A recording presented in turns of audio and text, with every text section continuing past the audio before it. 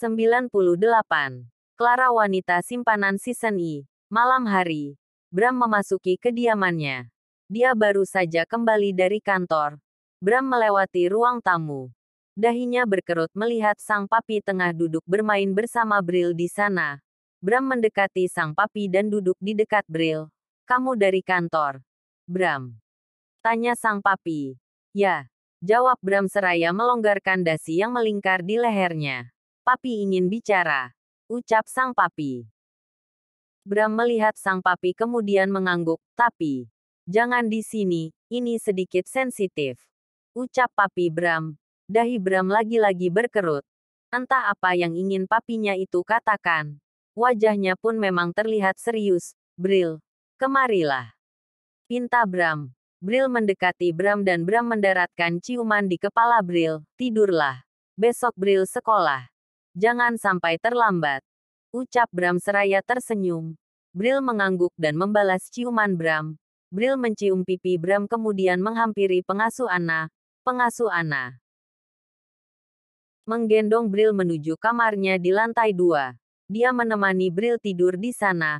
"Kita ke ruanganku saja," ucap Bram. Papi Bram dan Bram beranjak dari ruang tamu. Mereka pergi ke lantai 2. Di mana di sanalah ruang kerja Bram berada. Sesampainya di ruang kerja, Bram menutup pintu dan meminta sang papa duduk di sofa. Bram melepas jas kantornya. Dia juga melepas dasinya. Lengan kemejanya digulung hingga sebatas siku. Setelah itu, Bram duduk di dekat sang papi. "Bram, bagaimana kabar Clara?" tanya sang papi yang sontak. Membuat Bram melihat sang papi. "Kenapa?" "Untuk papi menanyakannya," tanya Bram bingung. Mendengar nama Clara, entah mengapa membuat rasa benci Bram kembali seketika. Sang papi menghela napas berat. Dia menunjukkan sesuatu dari dalam ponselnya pada Bram. Bram mengambil ponsel itu dan melihat ada foto Clara. "Aku tak mengerti. Apa maksudnya?"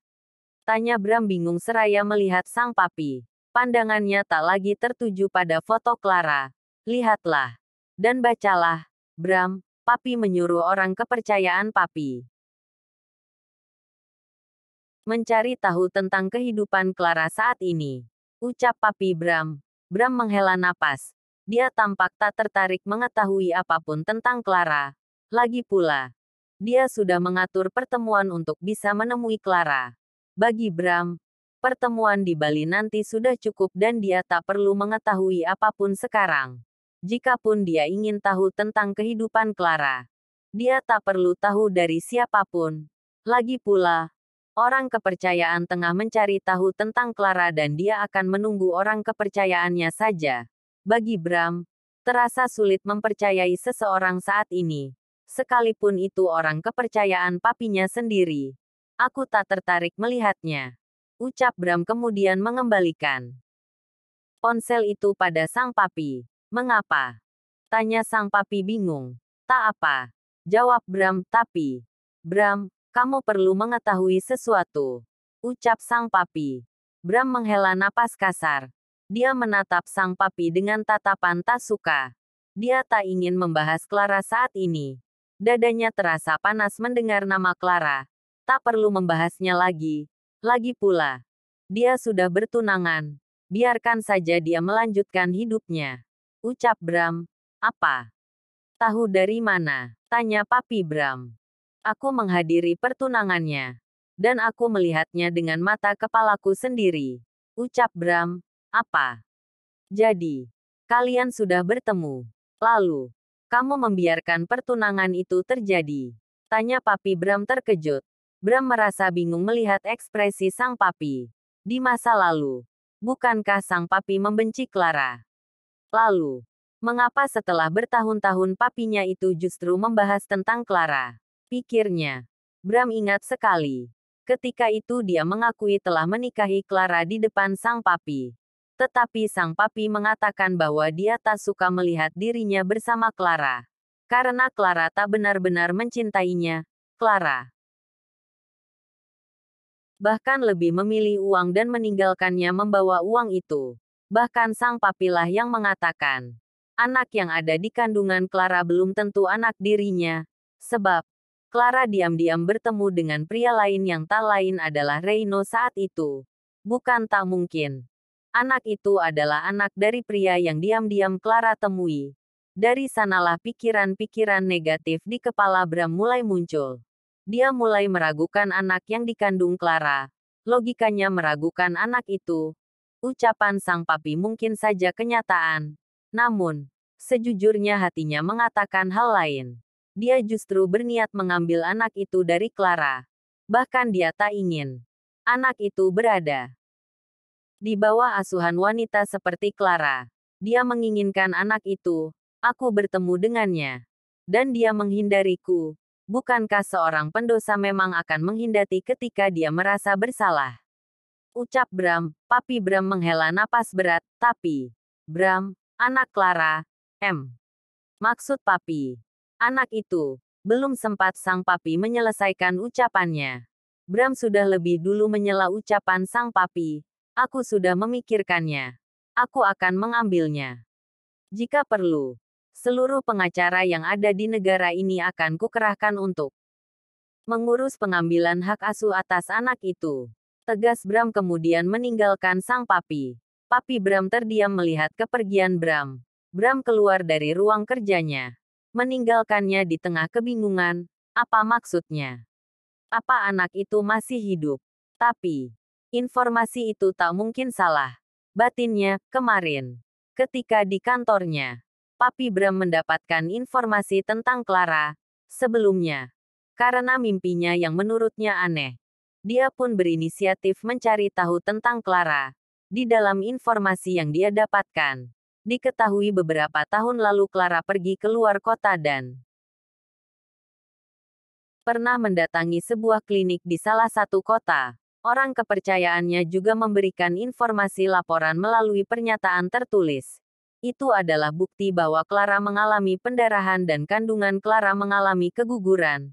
Sejak mendapatkan informasi itu pula, Papi Bram terus terpikirkan akan mimpinya. Di mana seorang anak kecil seakan memanggilnya dengan sebutan kakek. Dia berpikir, mimpinya itu ada kaitannya dengan bayi Clara yang keguguran. Tentu mimpi itu membuatnya tak tenang. Karena sering datang menghantuinya bahkan sejak beberapa tahun terakhir. Dia juga teringat akan ucapannya. Saat itu dia pernah mengatakan di hadapan Clara, agar anak itu pergi ke neraka. Ucapan itu keluar karena dirinya terlalu geram pada apa yang terjadi antara Bram dan Clara. Dia tak terima Bram menjalin hubungan dengan wanita seperti Clara yang diketahui memiliki masa lalu yang kelam. Namun, setelah tahu anak itu tak sempat terlahir ke dunia, ada perasaan tak tenang di hati Papi Bram. Dia merasa bersalah mengingat semua itu. Awalnya, dia menganggap mimpi itu hanya bunga tidur. Bukan tak mungkin seseorang memimpikannya hal yang sama secara berulang-ulang. Dia pun belum menyadari apa yang terjadi pada bayi Clara saat itu. Papi Bram mengusap lengannya. Dia merasa merinding seketika mengingat anak dalam mimpinya itu. Perasaannya benar-benar tak tenang. 5 hari berlalu.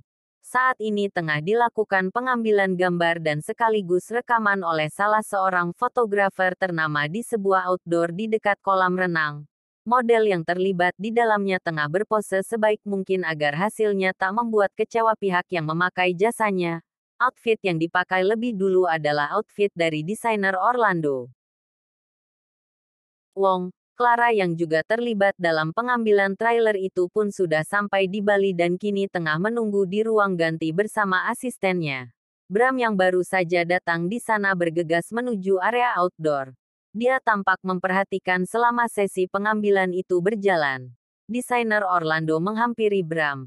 Dia menyapa Bram dengan ramah. Bram pun tersenyum ramah. Tak ada yang menyadari. Di balik senyum ramahnya terdapat aura mematikan yang mungkin hanya sedikit orang tertentu yang tahu. Di mana desainer Clara? Tanya Bram. Dia ada di kamar ganti. Ucap Orlando. Bram mengangguk. Bram bergegas menuju kamar ganti. Dia tak sabar ingin melihat reaksi Clara ketika melihat kedatangannya. Sesampainya di kamar ganti, Bram membuka kamar dan melihat seorang wanita. Bram meyakini itu adalah asisten Clara. Namun, tak ada Clara di kamar itu. Di mana Nona Clara? Tanya Bram. Dia di kamar mandi. Tuan, ucap wanita itu. Bram mengangguk. Dia terpikirkan sesuatu. Bisakah tinggalkan kami berdua? Ada yang ingin saya bahas dengan Nona Clara. Masalah pekerjaan. Ucap Bram, ya. Baiklah. Ucap asisten Clara dan bergegas keluar dari kamar itu. Dia pergi tanpa curiga pada Bram. Yang dia tahu Bram adalah pengusaha besar di Indonesia. Siapa yang tak mengenal dirinya? Namanya selalu muncul di majalah-majalah bisnis. Bram melangkahkan kakinya menuju pintu ketika asisten Clara sudah benar-benar keluar. Dia mengunci pintu itu. Terdengar suara pintu terbuka. Sontak Bram berbalik dan dia yakin Clara sudah keluar dari kamar mandi. Bram melangkahkan kakinya dengan perlahan dan nyaris langkahnya tak terdengar. Dia melihat Clara tengah berdiri di depan cermin dan dia pun mendekati Clara. Clara yang berdiri di depan cermin membulatkan matanya melihat Bram dari pantulan cermin. Clara berbalik dan lebih terkejut lagi karena Bram benar-benar ada di hadapannya. Bagaimana kabarmu, Nona Clara? Ucap Bram tersenyum seraya. Melonggrakan dasi di lehernya. Bersambung. Jangan lupa subscribe, like, komen dan bagikan ke teman-teman semua. Zangelnuts Novel.